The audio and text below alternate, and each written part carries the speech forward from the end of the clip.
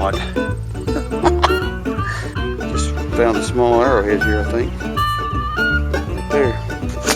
Walk along. It's a button, probably a general servo. And I just dug this flat button right here. Yes. Alright, I'm over here with Steve. He's got a solid 27. He's hunting in field 2, I believe, right? Yes, and it is silver. Look at that. That, my friends, looks to be silver.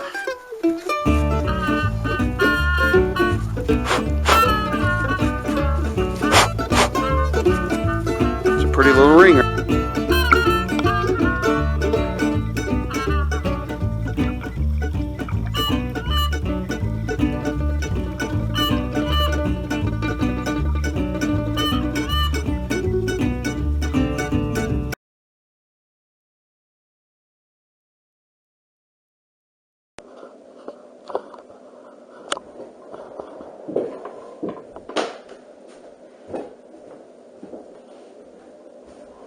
Alright, this is Stephen with Stephen Digs History, and I'm starting a new series today. This is going to be the first episode. I'm going to call it Relics Recovered, and what we're going to do is take a look at some of the things that I find and look at the item, where I found it, the little story behind finding it, and then delve into the item a little bit with its history and try to give it some provenance, because we're just caretakers of this stuff. You know, it's junk to most people if they don't know anything about it, but you know, if we have something, a way to give them a little bit of history about it and what it is and how it got there, maybe, then maybe it'll mean a little more to other people that didn't find it. So that's what I'm hoping to do. So anyway, this is going to be the episode 1, and we're going to take a look at a relic that I found up in Culpeper, Virginia at a group hunt.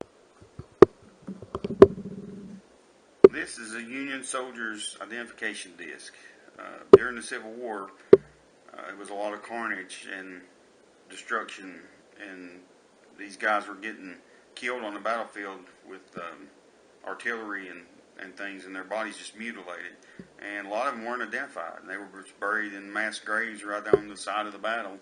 And you know, these guys, they were seeing this happen to their friends and to other people, and they didn't want that to happen to them. So there was things called sutlers. These guys, they traveled around with the different groups, and they sold them goods and items and, you know, food, and they started selling these blank brass discs that they were using for identification discs. They would buy them as a blank disc and then pay the sutler to engrave them, and with their name. And a lot of them had their, you know, their rank and what unit they were in and what battles they'd been in, and just different things. And there was different designs for these tokens.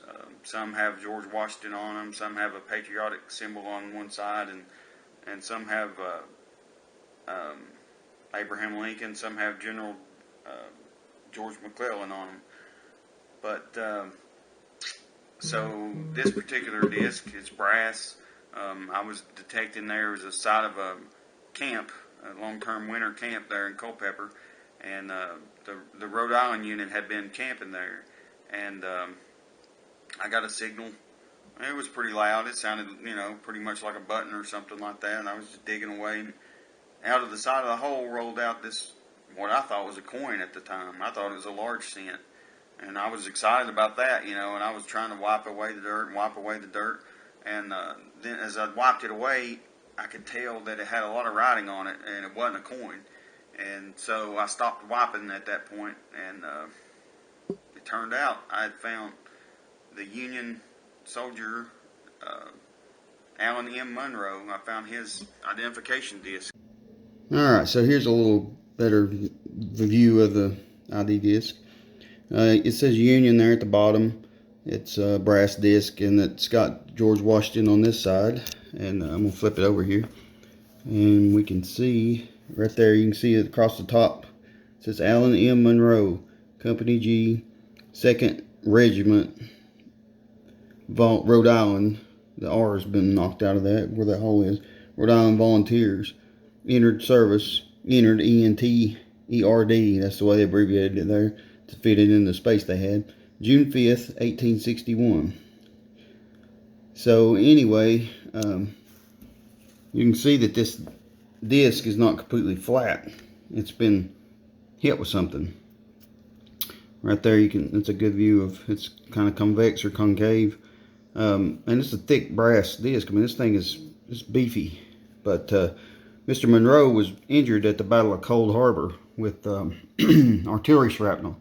Excuse me.